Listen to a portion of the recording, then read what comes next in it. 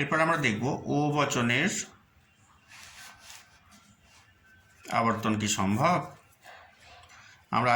আমরা উল্লেখ করেছি যে ও বচনকে আবর্তন করা যায় না, আমরা জানি। কারণ সেক্ষেত্রে আবর্তনের চতুর্থ নিয়মটি লঙ্ঘন করা হয়। কিন্তু কোনো কোনো তার্কিক বা তর্কবিজ্ঞানী এক বিশেষ পদ্ধতির সাহায্যে ও বচনকে আবর্তিত করার চেষ্টা করেছেন। এই বিশেষ পদ্ধতিকে বলা হয় নিষেধমূলক আবর্তন।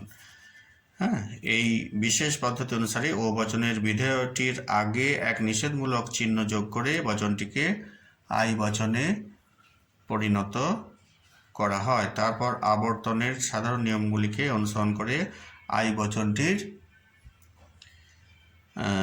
বচনটিকে আবর্তিত করা হয়।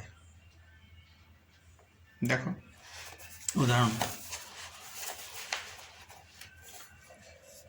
কোনো কোনো মানুষ হয় শিক্ষক, এটা বিশেষ নমর্থক বচন। কোনো কোনো মানুষ হয় অশিক্ষক, কোনো কোনো আবার অশিক্ষক হয় মানুষ।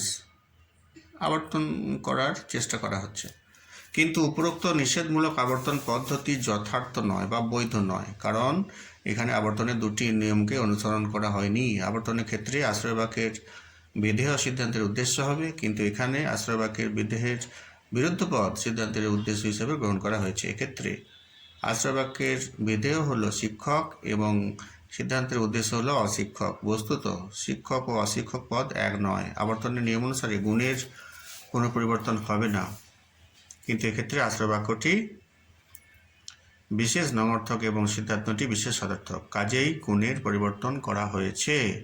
সুতরাং ও বচনের নিষেধমূলক আবর্তনকে যথার্থ আবর্তন হিসেবে গ্রহণ করা যায় না।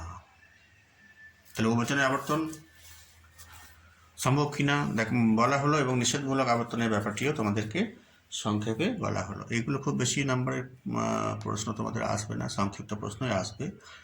ঠিক আছে।